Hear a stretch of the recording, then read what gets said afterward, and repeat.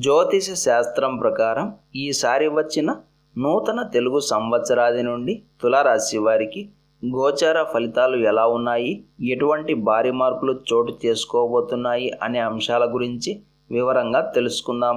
ఈ వీడియోని తప్పకుండా చివరి వరకు చూడండి, లైక్ చేసి షేర్ చేయండి, అలాగే తప్పకుండా సబ్స్క్రైబ్ చేసుకోండి.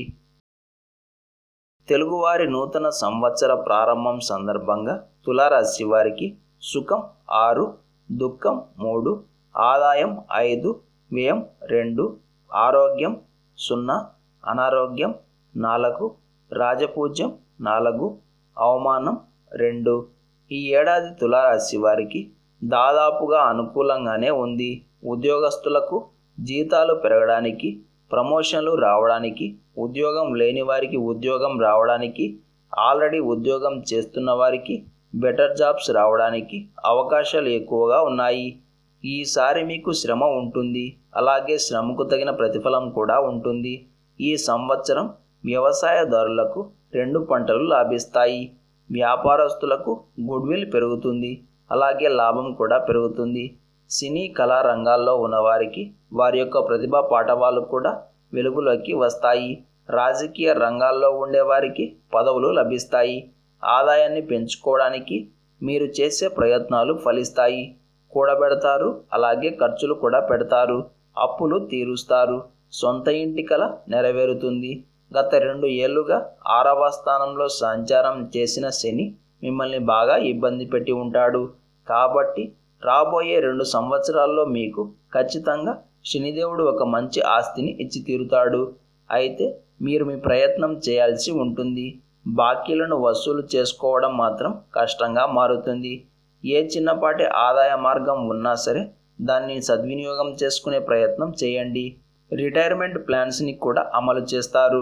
ఈ ఏడాది ద్వితీయార్థంలో విదేశాల్లో ఉన్నవారికి మరింత అనుకూలత ఉంటుంది.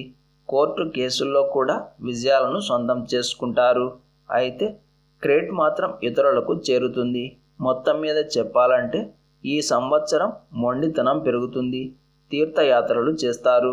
భవిష్యత్తు ప్రణాళికల మీద ఎక్కువ దృష్టిని పెడతారు. మంచి ఫలితాలన్నీ తులారాశి వారికి ఈ సంవత్సరం ద్వితీయార్థం నుండి ప్రారంభమవుతాయి. ఈ సంవత్సరం అంతా తులారాశి వారు మంగళవార నియమాలను పాటించుకోవడం మంచిది. గురువుకు నమస్కారం చేసుకుంటూ ఉండాలి. గురుపాదుకా స్తోత్రం పారాయణం చేయండి. అలాగే శ్రీకాళహస్తి క్షేత్రంలో రాహుకేతువుల పూజ చేయించుకోవడం వలన శుభం కలుగుతుంది.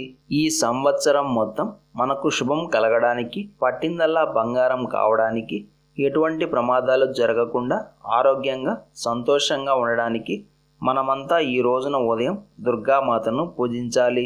వీలు కుదరని వారు కనీసం సాయంత్రం వేళ అయినా సరే ఈ పూజను ఆచరించవచ్చు.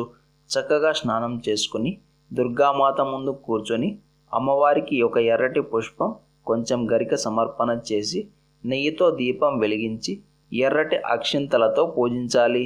అలాగే మాకు ఆరోగ్యం కలగాలి అని, ఎటువంటి చెడు ప్రభావం మాపై పడకూడదు అని, లోకమంతా సుభిక్షంగా ఉండాలి అని కోరుకుంటూ దుర్గా కవచాన్ని, అలాగే ఆరోగ్య రక్షా కవచాన్ని పారాయణం చేయండి. ఈరోజు మహామృత్యుంజయ మంత్రం జరిపించినా కూడా చక్కటి శుభం కలుగుతుంది. అపమృత్యువులు దూరమవుతాయి.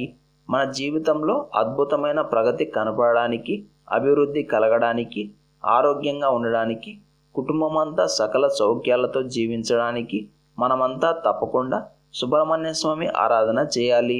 భక్తి శ్రద్ధలతో స్వామివారిని పూజించాలి.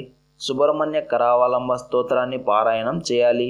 ముఖ్యంగా అరటి నారను తీసి పతితో కలిపి నెయ్యి పోసి దీపం వెలిగించిన వారికి తప్పకుండా సుబ్రహ్మణ్య స్వామి అనుగ్రహం లభిస్తుంది.